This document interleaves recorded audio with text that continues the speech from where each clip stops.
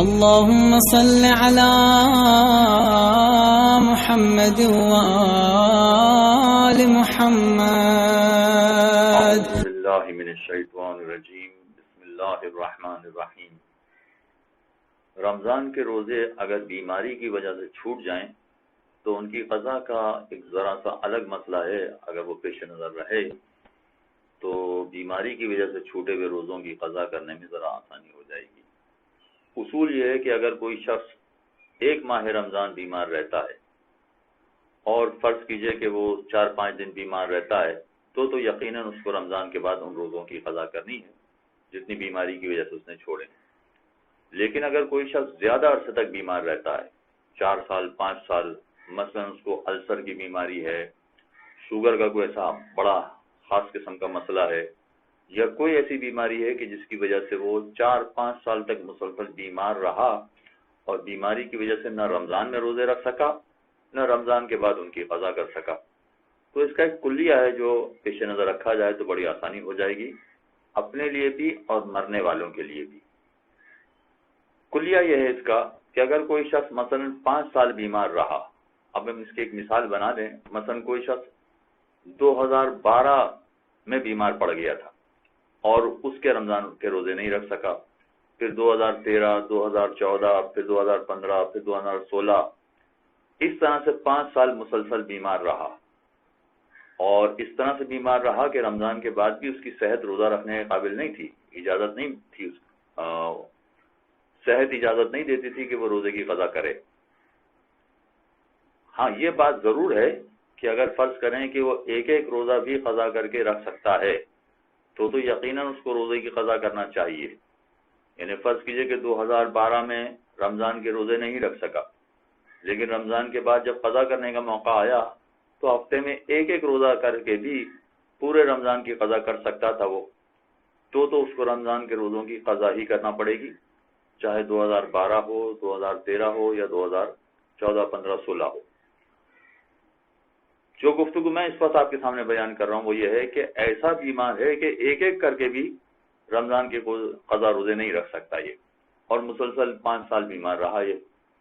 تو اس کا کلیہ یہ ہے کہ 2012 2013 2014 2015 یہ 4 سال ہو گئے. ان 4 سال کے روزوں کی قضا اب اسے نہیں کرنی ہے، فقط ان روزوں کا اسے فدیہ دینا ہے. ہاں 2016 کا رمضان جب آخری آیا اس میں بھی وہ روزے نہیں رکھ پایا تھا، لیکن 2017 کے رمضان سے پہلے اگر وہ روزہ رکھنے کے قابل بن گیا ہے تو ایسی صورت میں اس کو قضا کرنا پڑے گی. 2016 کے روزوں کی قضا فقط کرنی ہے اس کو. 2012 13 14 15 چونکہ مسلسل کئی سال بیمار رہا ان روزوں کی اس کو قضا نہیں کرنی، بلکہ ہر روزے کے بدلے میں ایک فدیہ دینا ہے. یعنی 3 پاؤ آٹا یا کوئی بھی خوراک والی چیز کسی غریب کو دینی ہے، جو شرائط پر پورا اترنے والا غریب ہو اس کو دینی ہے. اب اگر فرض کیجئے کہ 4 سال یہ بیمار رہا اور بالکل روزہ رکھنے کے قابل نہیں تھا تو اس کی ذمہ داری قضا ہے ہی نہیں. اگر بعد میں یہ ٹھیک ہو جائے اور اتنا ٹھیک ہو جائے کہ ٹارزن بن جائے، اتنی اچھی اس کی صحت ہو جائے، تب بھی اگر اس کی خواہش ہو کہ جو 4 سال کے روزے پہلے چھوٹے تھے ان روزوں کی میں قضا کر لوں تو قضا کرنا غلط ہوگا، اس لیے کہ قضا اب اس کی ذمہ داری نہیں ہے، اس کی ذمہ داری فدیہ دینا ہے. چنانچہ 2012 13 14 15 میں جو روزے قضا ہوئے تھے اس کی فقط اور فقط اس کو فدیہ دے کر اپنی ذمہ داری پوری کرنی ہے. ہاں 2016 میں اب یہ دیکھنا پڑے گا کہ کیا 2017 تک یہ بیمار رہا یا نہیں رہا. اگر 2017 کے رمضان سے پہلے اگر یہ ٹھیک ہو گیا ہے تو پھر اب ان روزوں کی ادائیگی اس کو کرنا پڑے گی، یعنی ان روزوں کی قضا کرنا پڑے گی. ان روزوں کا فدیہ دینے سے کام نہیں چلے گا.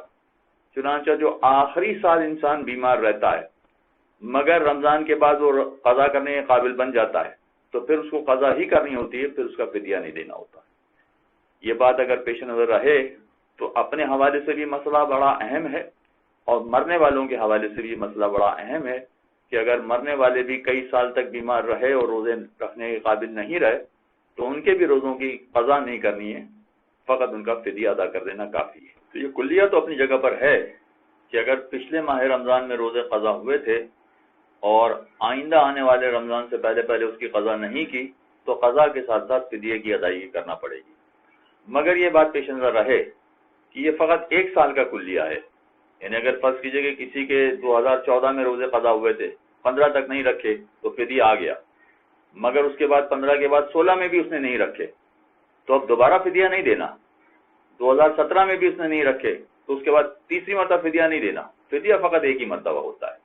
یعنی 2014 میں کسی نے قضا کیے تھے اور 2015 تک روزے نہیں رکھے تو بس یہ ایک ہی دفعہ اس کو فدیہ دینا ہے.